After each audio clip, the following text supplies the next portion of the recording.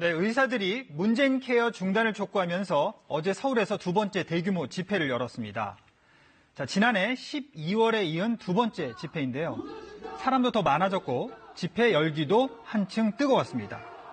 이 참가자들은 문재인 케어에 반대하는 구호를 외치면서 대한문에서 청와대 앞 100m까지 2.5km를 행진하기도 했는데요.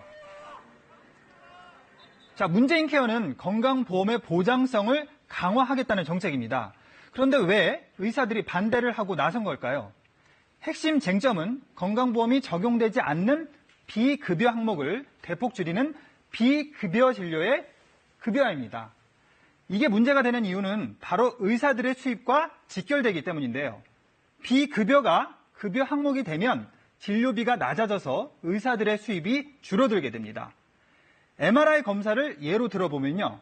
병원에서 60만 원이나 80만 원 정도 받던 걸 건강보험이 적용이 되면 30만 원 정도로 가격이 떨어집니다. 비급여 항목으로 수익을 내는 경우가 많은 동네 병원들이 이게 생계가 걸린 문제라면서 크게 반발하는 게 바로 이 때문입니다. 그래서 정부는 비급여를 줄이는 대신에 수가를 적정한 수준으로 올려서 의사의 수입을 보존해 주겠다는 입장인데요. 하지만 의사들은 정부를 믿을 수 없다는 거고요. 어제 같은 대규모 시위로 정부를 압박해서 수가 인상폭을 좀 더 높이려는 취지로 풀이가 되고 있습니다. 자, 그렇다면 현 정부는 왜 비급여를 없애려고 하는 걸까요? 자, 보장성을 강화하는 건강보험 정책은 지난 역대 정부에서도 일관성 있게 추진한 사안입니다. CT나 초음파 검사에서 건강보험 적용 범위를 넓히고요. 선택진료비도 폐지를 하고 또 상급병실 건강보험 적용 등 계속 보장 영역을 넓혀왔습니다. 그런데도 건강보험 보장률은 2008년 62.8%에서 2016년에는 62.6%로 별 차이가 나지 않고 있습니다. 보장 영역을 넓혔는데도 왜 계속 보장률은 제자리 걸음일까요? 바로 새로운 의료기술, 신약 등이 계속 비급여로 들어오기 때문입니다. 그러다 보니 국민들의 의료비 부담도 그대로고요. 따라서 이를 통제하지 못하면 획기적인 보장성 강화가 어렵기 때문에 비급여 진료가 새로 추가되는 걸 막자, 그리고 대부분 급여화하겠다. 이게 바로 문재인 정부가 기존 정부와 차별화하려는 정책이라고 볼 수 있습니다. 자, 그렇다면 문재인 케어가 시행이 되면 의사들은 완전히 손해만 봐야 하는 걸까요?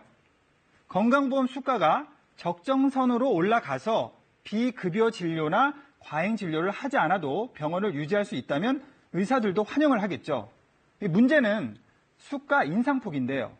지금도 의료 수가가 너무 낮게 책정돼 있어서 상향 조정이 필요하다는 게 대부분 의사들의 의견입니다.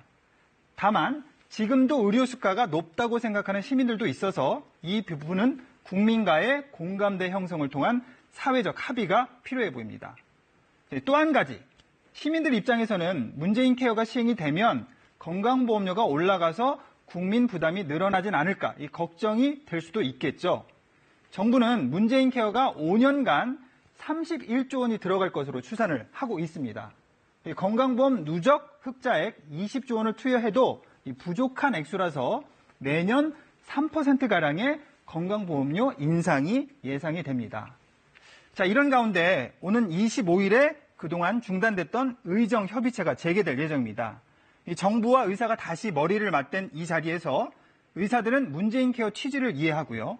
정부도 의사들의 문제 제기에 귀를 기울이는 자세가 필요하다는 목소리가 높습니다. 친절한 뉴스였습니다.